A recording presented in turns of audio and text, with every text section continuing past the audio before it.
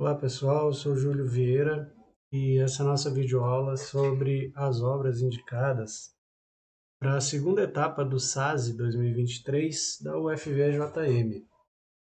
As obras indicadas esse ano são A Última Floresta, que é um documentário, Torto Arado, do Itamar Vieira Júnior, e o disco Sobrevivendo no Inferno, do Racionais MCs. Nós vamos começar falando sobre A Última Floresta. É um documentário de 2021 do diretor Luiz Bolognese, que fez esse roteiro com a ajuda, com colaboração próxima do xamã Yanomami, o Davi Copenaua Yanomami. É interessante essa participação porque ela reduz a impressão que se tem de intermediação no filme, certo? Porque é claro que o documentário ele pretende ser uma obra realista, tá? Ele pretende ser um retrato de uma realidade.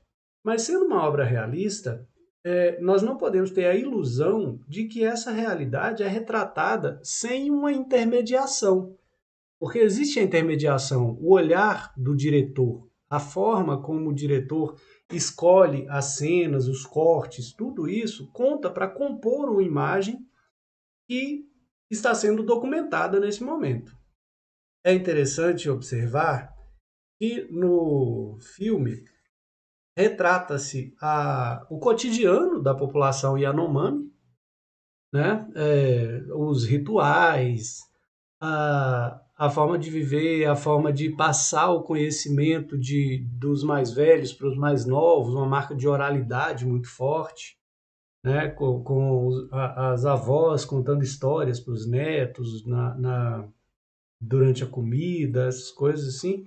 Então é um retrato da vida Yanomami ao natural, mas o filme também aborda, e aborda principalmente, o contato do povo Yanomami, que é uma das culturas indígenas mais preservadas que nós temos, o contato do povo Yanomami com os garimpeiros, a luta do povo Yanomami para se preservar, para se proteger desse assédio dos garimpeiros.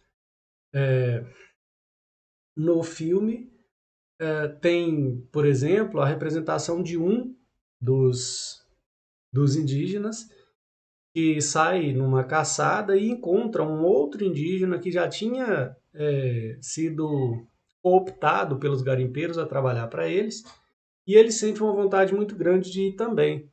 Então tem a discussão sobre essa importância da resistência da cultura Yanomami, de como os indígenas são protetores da floresta, como eles guardam os recursos naturais da floresta. É interessante observar que na mitologia Yanomami, o minério guarda os espíritos de morte, como é retratado no filme. Então, a mineração faria a libertação desses espíritos maléficos, né? Então, é mais um motivo para os Yanomami serem contra a mineração, além da contaminação com mercúrio, além da violência, além do desmatamento. Tem uma questão mitológica também que os indígenas colocam como um elemento importante para não permitir a invasão dos garimpeiros. É importante notar que o filme é de 2021, certo? Então, quer dizer, ele estava em produção durante o governo do último presidente, né? E nós sabemos que houve um avanço sobre as terras indígenas, um aumento do desmatamento, uma tentativa de legalização dessas invasões. Então, o filme é muito oportuno e muito corajoso nesse sentido, por representar a luta dos Yanomamis contra a contaminação da cultura não indígena, certo?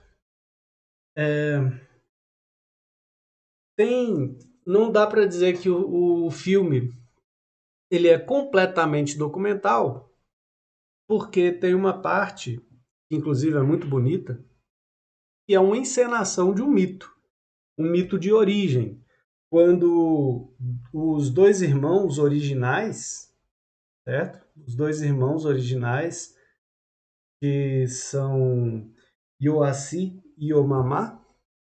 Yoaci e Omamá viviam sozinhos na floresta, dois homens, não havia mulheres no mundo.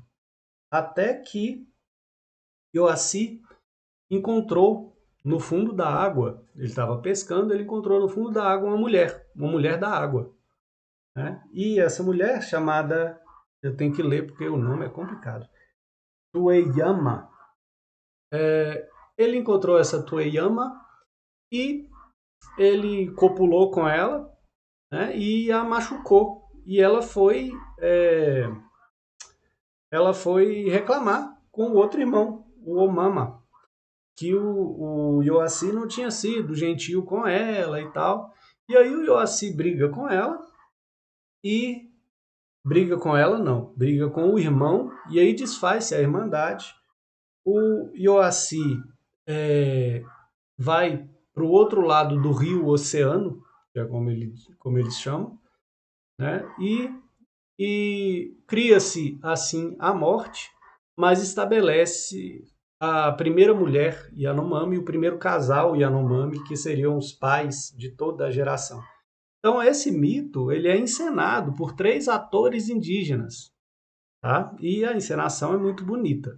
Então nós temos esses dois aspectos. O aspecto realista da representação da mitologia, do cotidiano, das tomadas que mostram, por exemplo, um ritual xamânico para combater os um ritual xamânico para combater a invasão dos garimpeiros, né?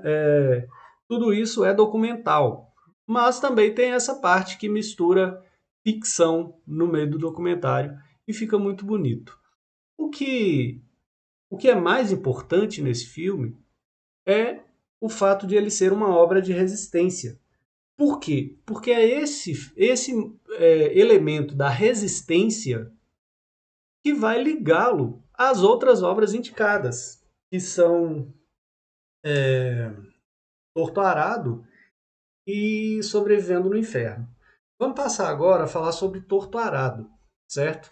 Torto Arado é um livro de 2019 do escritor baiano Itamar Vieira Júnior. Essa citação sobre a terra há de viver sempre o mais forte é a última frase do livro, certo? E vocês vão ver durante a minha fala como que se chega a essa conclusão sobre a terra há de viver sempre o mais forte, tá? O livro é uma narrativa, um romance, que está dividido em três partes. A primeira parte se chama Fio de Corte. Nessa parte, fio de corte, são apresentados os personagens principais, tá? Duas irmãs, Bibiana e Belonísia. Bibiana e Belonísia, elas vivem com o pai, que é um curador. Curador é um termo para... É como se ele fosse, fazendo uma analogia com algo que a gente conheça mais próximo, ele era uma espécie de pai de santo, tá? Então ele era uma pessoa que sabia fazer rezas, sabia fazer poções, garrafadas, e as pessoas procuravam por ele em busca dessas rezas, desse conforto espiritual e de cura também para os seus males. Eles viviam com o pai, com a mãe e a avó, tá? A avó chamada Donana. Donana tinha uma mala escondida embaixo da cama, guardada sempre embaixo da cama, e as meninas tinham muita curiosidade sobre o que havia nessa mala. E um dia, enquanto Donana conversava as coisas que ela costumava conversar, ela tinha o hábito de vagar sozinha, falando, fazendo orações, essas coisas. E enquanto ela se distraía, as meninas aproveitaram a oportunidade para abrir a mala e encontraram um punhal. Por isso a parte se chama fio de corte. Esse punhal é uma coisa extremamente importante. Por quê? Esse punhal pertence à Donana e foi com esse punhal, a gente vai saber depois na narrativa, que ela matou um de seus maridos, que era um marido violento, abusador, e ela matou um de seus maridos. ela foi viúva 3 vezes, tá? As meninas, ao encontrarem o punhal, elas se encantam pelo brilho da lâmina e elas querem sentir o gosto da lâmina. Então Bibiana coloca o punhal na boca e, ao tirar para passar o punhal para Belonísia ver, ela acaba se cortando. Belonísia também fica encantada, não percebe que a irmã se cortou, também fica encantada pelo punhal, também quer sentir o gosto da lâmina e também coloca o punhal na boca. Só que ela se assusta com o barulho que Donana faz quando está chegando perto, quando está chegando próxima.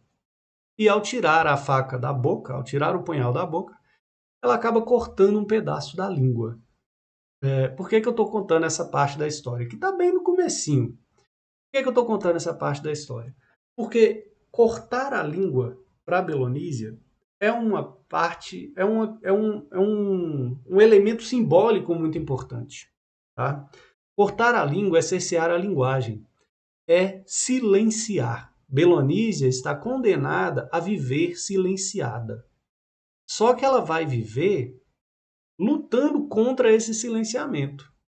A princípio, a parte 1 do livro vai narrar tudo isso, que é como a vida das duas, como a vida no lugar, elas vivem num lugar na Chapada Diamantina, um lugar ficcional, chamado Água Negra, que seria uma terra quilombola, tá? Que eles vão perceber depois que seria uma terra quilombola. Mas eles vão narrar como é o estilo de vida, como as pessoas trabalham, vai falar sobre a exploração do trabalho, sobre como as pessoas podiam morar lá em troca da força de trabalho, quer dizer, as pessoas moravam, mas não tinham direito de explorar o próprio trabalho, não podiam construir casa de alvenaria, não podia plantar planta que durasse, só podia fazer roças passageiras, roças de estação, e mesmo assim, do que eles plantavam, metade era devido ao dono da terra. E eles só podiam trabalhar na própria terra depois de trabalhar nas roças do dono. Né? Então, era uma vida de semi-escravidão que essas pessoas viviam ali.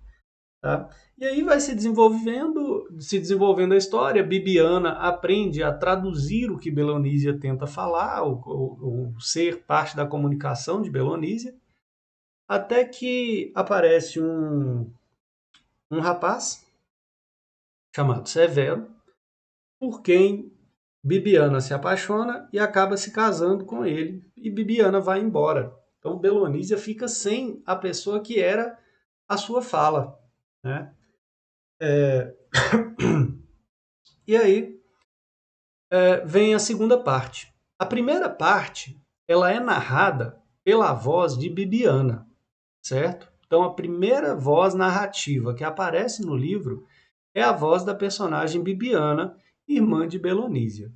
A segunda parte é narrada pela voz de Belonísia, certo? Ah, mas Belonísia não tem voz.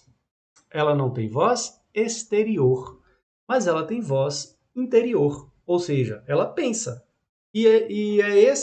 São essas reflexões de Belonísia que são intercaladas com um narrador onisciente. Tá? Então aparece um narrador em terceira pessoa, onisciente, que vai narrar o comportamento dos personagens, vai narrar os pensamentos dos personagens, mas o foco principal da narrativa é Belonísia, certo? E Belonísia carrega essa marca importantíssima, essa marca, esse símbolo do silenciamento, que é o fato de não poder falar por ter tido sua língua cortada no acidente, né? Com um punhal que era um punhal que já carregava uma marca de violência, que já carregava o fato de ter sido um punhal que sua avó roubou de um branco, né? Era uma família negra, sua avó furtou esse punhal de um branco. Depois, na frente do livro, explica essa cena, como que esse punhal chegou na família. Mas Belonísia, ela acaba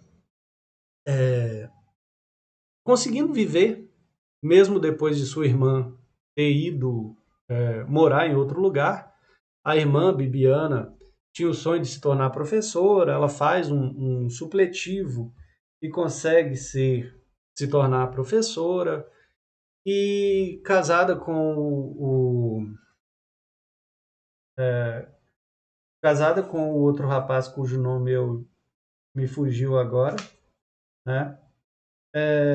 Severo o nome do rapaz. Acabei de achar aqui nas minhas anotações. Bibiana casada com Severo, e Belonísia vivendo lá com os pais. Aparece um, um homem que se interessa por Belonísia e ela acaba aceitando ir viver com esse homem, certo? Só que esse homem começa a se revelar um homem violento.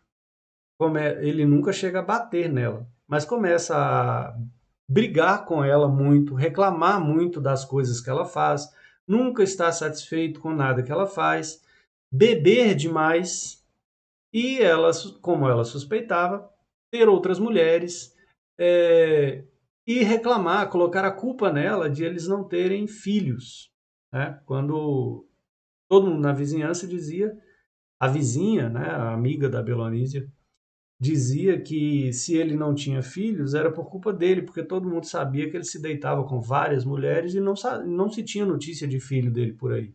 Então, certamente o problema estava com ele. Mas Belonísia, ela, apesar de carregar essa marca de silenciamento, ela encontra outros meios de se fazer ouvir e de revelar sua força, porque ela consegue consegue não se submeter à violência do marido, consegue proteger a amiga vizinha da violência do marido lá dessa vizinha, né? Consegue resistir, quer dizer, então ela é uma mulher que apesar do silenciamento, ela consegue proteger a si mesma e proteger outras mulheres, né? Então ela é uma mulher que é símbolo dessa força feminina, né? É, Na terceira parte, a terceira parte, ah tá, tem uma figura, é, tem uma figura interessante no livro que eu falei, que é o elemento das religiões de matriz africana. O pai de Belonísia era curador da casa, certo? Ou seja, ele era que tinha as funções como de pai de santo. E eles recebiam entidades, eles faziam uma festa chamada Jaré, e nessa festa eles recebiam uma entidade chamada Santa Rita Pescadeira, ou seja, era uma mulher, uma entidade que representava uma mulher que vivia da pesca, uma mulher das águas. Assim, lembra da mulher das águas lá na primeira obra? Né? Então, era uma mulher das águas, a Santa Rita Pescadeira. E o marido, Simval, o marido de Belonísia, ofende essa entidade numa das festas da casa. E essa mulher o condena, né? Diz que ele vai sofrer por ter feito isso com ela. E aí acontece que esse marido dela acaba desaparecendo e aparecendo morto depois. Não se sabe como ou porquê, mas ele aparece morto. Belonísia enterra o marido e passa a viver sozinha, cuidar da roça, cuidar da família, cuidar da vizinha. Né? Ela protege a vizinha Maria Cabocla, né? Das agressões do marido. Ela usa o próprio punhal que cortou a língua dela, que ela encontrou depois em posse do marido. Ela usa esse próprio punhal para enxotar o marido da vizinha. Então, assim, ela é uma mulher muito forte, ela é uma mulher símbolo de resistência e proteção. E, enfim, morre o pai de Belonísia, tá? Ninguém assume as funções de pai de santo. Isso é problemático para uma casa de espíritos, problemático para uma casa em que se realizava aquele tipo de função, porque ficava-se sem o curador, ficava-se sem a pessoa que controlava, né, que fazia a mediação entre esses dois mundos. e as entidades ficavam desnorteadas, assim como as pessoas. Tá? E aí vem. Acontece também uma mudança de donos da terra. Os donos da terra vendem a fazenda e eles ficam. Essa comunidade negra que vive ali, eles ficam temerosos do seu futuro, né? Então, por causa dessa mudança, será que essas pessoas vão permitir que continuemos morando aqui? Será que eles vão nos expulsar da terra?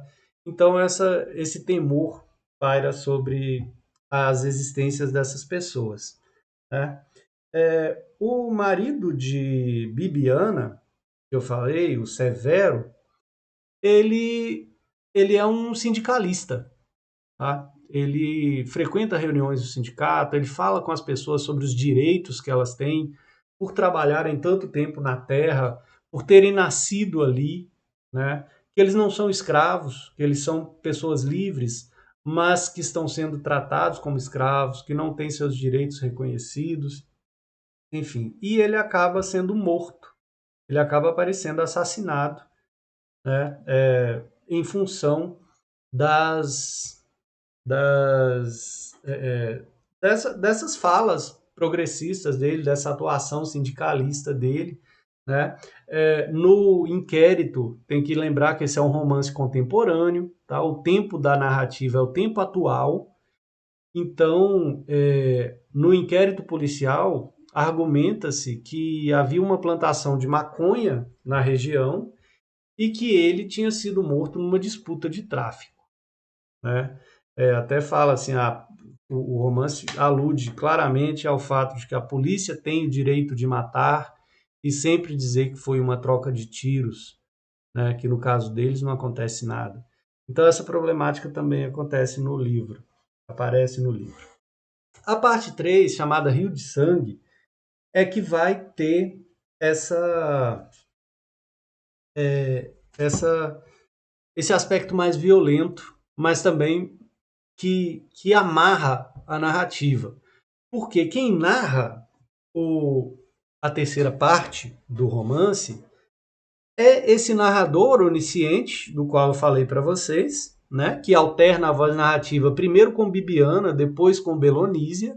Na terceira parte, ele alterna a voz narrativa com a entidade Santa Rita Pescadeira. Santa Rita Pescadeira era uma entidade que incorporava normalmente numa senhora idosa chamada Maria Miúda. Tá? E Maria Miúda morre. E ela fica, no dizer da própria entidade, ela fica sem cavalo. Cavalo, gente, na cultura das religiões afro, é como as entidades chamam aqueles em quem elas incorporam. Ou seja, ela incorpora no sujeito, na pessoa, essa pessoa é o cavalo da entidade, ou seja, ele tem a função de transportá-la, ele a carrega, né? Ele a suporta. Morrendo essa Maria Miúda, a, a encantada Santa Rita Pescadeira, ela fica vagando porque não tinha mais outro curador em quem ela incorporar. Então havia a terceira parte vai narrar, intercalado com as histórias da rotina das pessoas no trabalho, da construção das casas, porque eles resolvem começar a construir casas de alvenaria, porque a casa de alvenaria é um aspecto mais permanente, uma marca mais definitiva da presença deles no território, é como se eles estivessem tomando posse mais claramente da terra, né? E a forma de... eles começam também a plantar árvores que durem mais, né? Para marcar a sua passagem pela terra, para marcar que a terra também é deles, que é o lugar deles ali, que a história deles e a história daquela terra está conectada inexoravelmente. Enfim, nessa história, vocês viram que eu falei da morte de Severo, marido de Bibiana, né? Bibiana sempre esteve convencida de que Severo teria sido assassinado a mando dos donos da terra. Tá? E nessas. Desculpe a intervenção do meu cachorro, Greg, mas nessa história vai sendo narrada a história da Belonísia, de como ela vive o luto, e a história, as reflexões da Santa Rita Pescadeira, que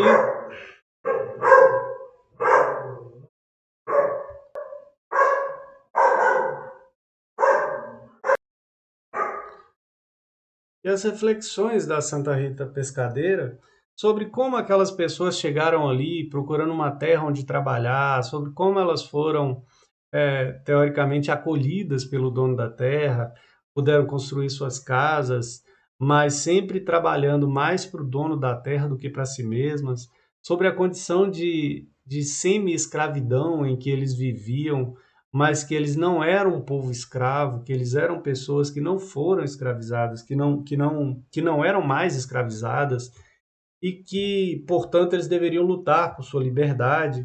Enfim, essa terceira parte também narra o esforço que essas pessoas fazem para manter vivas suas tradições, sua oralidade, porque narra-se, por exemplo, a chegada das igrejas evangélicas no local, como que os pastores chegam e tentam demonizar as crenças das pessoas e, e os seus ritos e tal.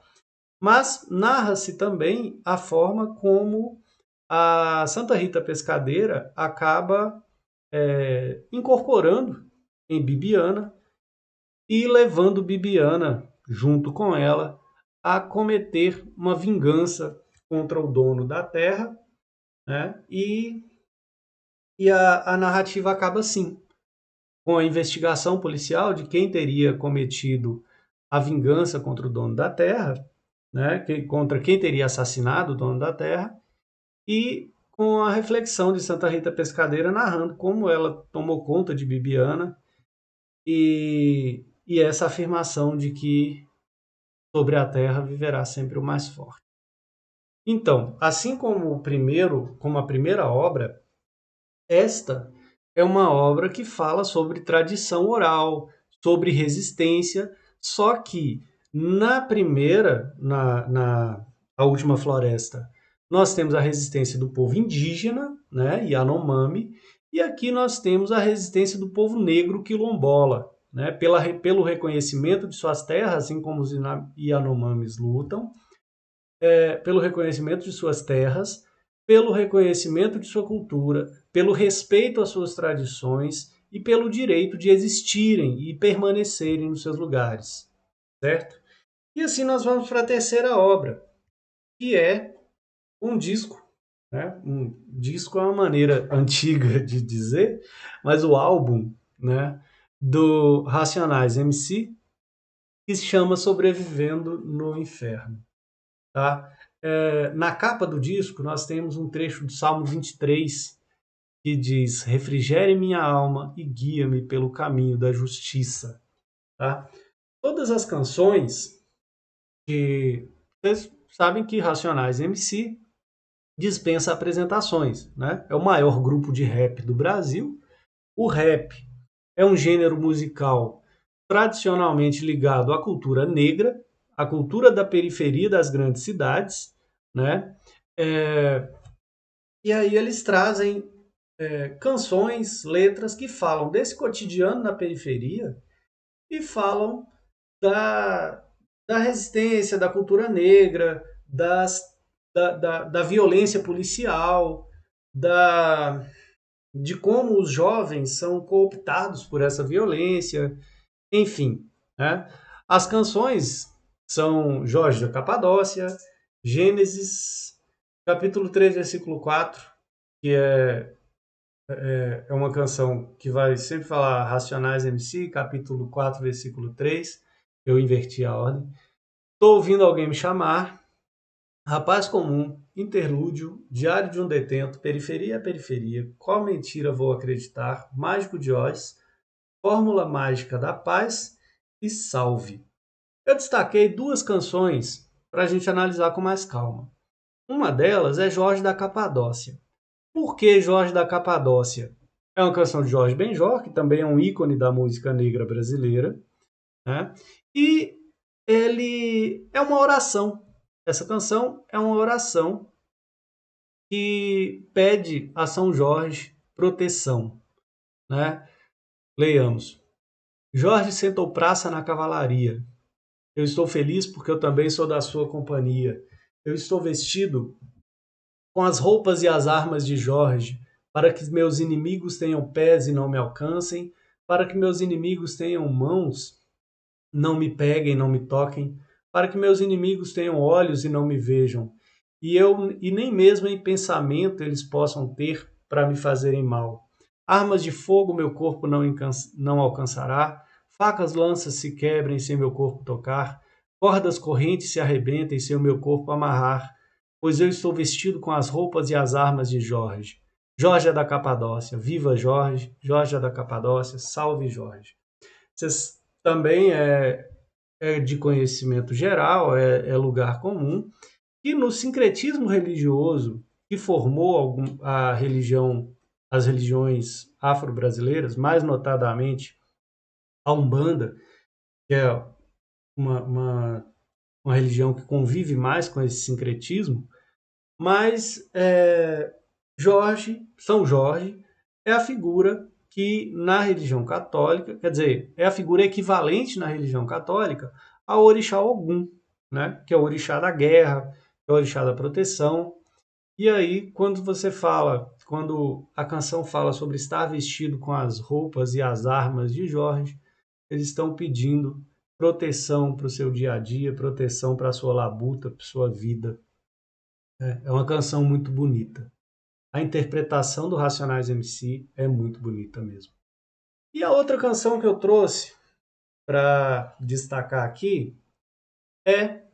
Ah, eu não trouxe duas, eu trouxe três. Capítulo 4, versículo 3 traz um aspecto interessante que é o fato de representar. Aqui está só um trecho, viu, gente?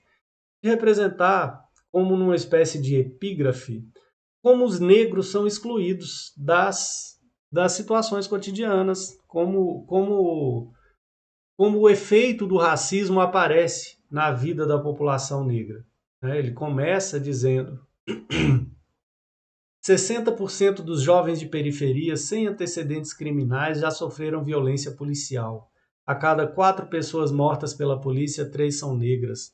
Nas universidades brasileiras, apenas 2% dos alunos são negros. A cada 4 horas, um jovem negro morre violentamente em São Paulo. Aqui quem fala é Primo Preto, mais um sobrevivente. E aí começam os versos. Minha intenção é ruim, esvazia o lugar, eu tô em cima, eu tô afim, 1, 2 para atirar, eu sou bem pior do que você tá vendo, preto aqui não tem dó, é 100% veneno. A primeira faz boom, a segunda faz tá, eu tenho uma missão e não vou parar, meu estilo é pesado e faz tremer o chão, minha palavra vale um tiro, eu tenho muita munição. Então tem aí uma reflexão metalinguística, né? Mas é importante destacar que esse disco do Racionais é uma obra de 1997, antes da instituição das cotas raciais e sociais nas universidades públicas brasileiras, né? Então, esses dados, provavelmente sobre 2% dos alunos negros ocuparem as universidades, ele deve estar desatualizado, mas nós sabemos que ainda não existe uma ocupação equilibrada das vagas das universidades brasileiras por jovens negros, certo? Então, toda uma reflexão sobre essa situação, né, sobre essa realidade. E Diário de um Detento é importante a gente destacar porque vejam o primeiro dia que se destaca no Diário de um Detento. São Paulo, dia 1º de outubro de 1992, 8 horas da manhã. Né? Começa dando essa data. São Paulo, dia 1º de outubro de 1992, 8 horas da manhã. Por que essa data é importante? Porque no dia 2 de outubro de 1992, acontece o massacre do Carandiru, né? Para conter uma rebelião dos presos, a tropa de choque de São Paulo invade o pavilhão 9 e mata centenas de detentos. Então, é como se eles estivessem representando o cotidiano dessas pessoas antes, né, o clima no lugar antes do massacre acontecer. Ele canta, aqui também só tem um trecho, a letra é bastante grande. Aqui estou mais um dia, sobre o olhar sanguinário do vigia. Você não sabe como é caminhar com a cabeça na mira de um HK. Metralhador alemão ou de Israel, que estraçalha ladrão que nem papel. Na muralha em pé, mais um cidadão José. Servindo o Estado, um PM bom. Passa fome metido a Charles Bronson. Ele sabe o que eu desejo, sabe o que eu penso. O dia tá chuvoso, o clima tá tenso. Vários tentaram fugir, eu também quero. Mas de 1 a 100 a minha chance é zero. Será que Deus ouviu minha oração? Será que o juiz aceitou a apelação? Manda um recado lá pro meu irmão. Se estiver usando droga, tá ruim na minha mão. Ele ainda tá com aquela mina? Pode crer, moleque é gente fina. Tirei um dia a menos ou um dia a mais, sei lá. Tanto faz, os dias são iguais. Acendo um cigarro e vejo o dia passar. Mato o tempo para ele não me matar. Homem é homem, mulher é mulher. E de estuprador é diferente, né? Toma soco toda hora, ajoelha e beija os pés e sangra até morrer na rua 10. Então, ele está narrando o cotidiano das pessoas, o pensamento dos detentos antes de estourar a rebelião e antes de acontecer a invasão que vai dizimar aquela população carcerária e vai causar o fechamento do complexo do Carandiru depois, definitivamente. Então nós temos nessas três obras que falam sobre resistência de populações periféricas, né? A população indígena, no caso da população Yanomami, a população quilombola, no caso de Torto Arado, e a população negra periférica das cidades grandes, que se torna uma população negra encarcerada, no caso do Racionais MCs. Espero que tenha ajudado vocês. Obrigado pela atenção.